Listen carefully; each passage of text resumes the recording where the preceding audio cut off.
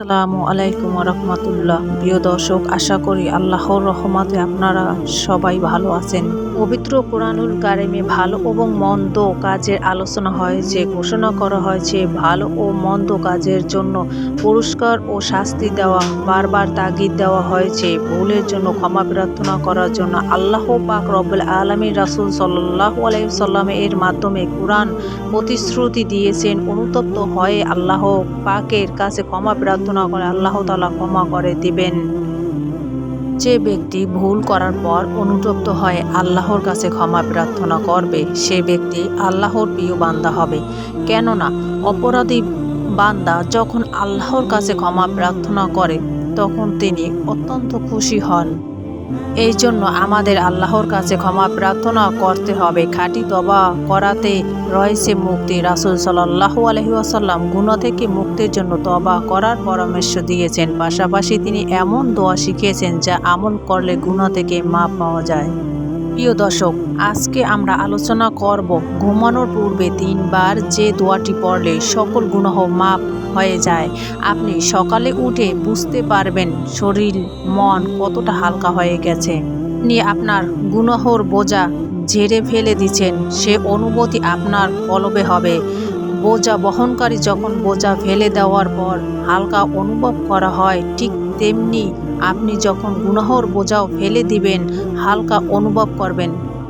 প্রিয় দর্শক, আজকে আমরা আলোচনা করব রাতে ঘুমানোর আগে 3 বার যে দোয়াটি পড়লে আমাদের সকল গুনাহ মাফ হয়ে যায়। সকালে ঘুম থেকে উঠবেন নিষ্পাপ হয়ে। আজকে এই ভিডিওটি অত্যন্ত গুরুত্বপূর্ণ একটি ভিডিও, তাই সবার কাছে অনুরোধ করছি ভিডিওটি সম্পূর্ণ দেখার। বিশিষ্ট সাহাবী হযরত যায়েদ রাদিয়াল্লাহু বর্ণনা করেন, রাসূল সাল্লাল্লাহু আলাইহি ওয়াসাল্লাম ইরশাদ করেছেন, যে ব্যক্তি এই দোয়াটি পাঠ করবে তার জীবনের সকল গুনাহ সমস্ত মাফ হয়ে যাবে। আল্লাহু আকবার। আসুন সেই দোয়াটি আমরা জেনে নেই। দোয়াটি হলো আস্তাগফিরুল্লাহাল্লাযী লা ইলাহা ইল্লা হুয়াল হাইয়ুল কাইয়ুম আতুবু ইলাইহি। অর্থ, আমি আল্লাহর কাছে ক্ষমা চাই, তিনি ব্যতীত কোনো মাবুদ নাই, তিনি চিরঞ্জীবী ও চিরন্তর এবং আমি তার কাছে ফিরে যাব। আবেগ মিশ্রিত চিরঞ্জীব চিরন্তর সত্তার দোহাই দিয়ে এই নামের উসিলে আল্লাহ রব্বুল আলামিন ছাড়া কোনো মাবুদ নাই, এই একতা বা তাওহীদের স্বীকৃতি দিয়েই আল্লাহর কাছে ক্ষমা চাইলে আল্লাহ কখনোই তা ফিরিয়ে দেন না। তওবাতুন নসুবা সর্বোৎকৃষ্ট দোয়া। এটির মাধ্যমে দোয়া করলে কখনোই আপনার দোয়া আল্লাহ ফিরিয়ে দেবেন না। প্রিয় দর্শক বন্ধুরা, এই দোয়াটি আমাদেরকে বেশি বেশি করে পাঠ করা দরকার। অত্যন্ত রাতে ঘুমানোর আগে এই দোয়াটি 3 বার পাঠ করুন। আল্লাহ তাআলা আপনার জীবনের গুনাহগুলো মাফ করে দিবেন ইনশাআল্লাহ। শরীফে আস্তাগফিরুল্লাহাল্লাযী লা ইলাহা ইল্লা হুয়াল হাইয়ুল কাইয়ুম আতুবু ইলাইহি। এই দোয়াটি ব্যাপারে সুস্পষ্ট, কিন্তু আমরা ইস্তিগফারের জন্য যে দোয়াটি পড়ি, আস্তাগফিরুল্লাহি রাব্বি মিন কুল্লি জামবি ওয়া আতুবু ইলাইহি লা হাওলা ওয়ালা কুওয়াতা ইল্লা বিল্লাহ।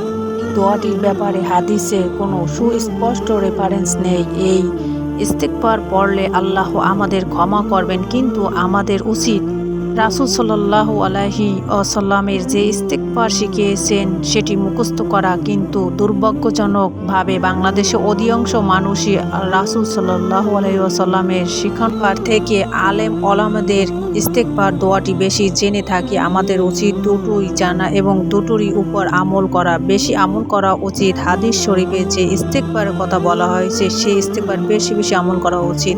আপনি সকালবেলা ঘুম থেকে ওঠার পরই দেখবেন, বুঝতে পারবেন আপনার শরীর মন সব হালকা হয়ে গিয়েছিল, আপনার গুনাহ সব মাফ হয়ে যাবে এই দোয়াটি রাতে 3 বার পড়ার মাধ্যমে। প্রিয় দর্শক, আল্লাহ পাক রব্বুল আলামিন আমাদের সবাইকে আমল করার তৌফিক দান করুক, আমিন।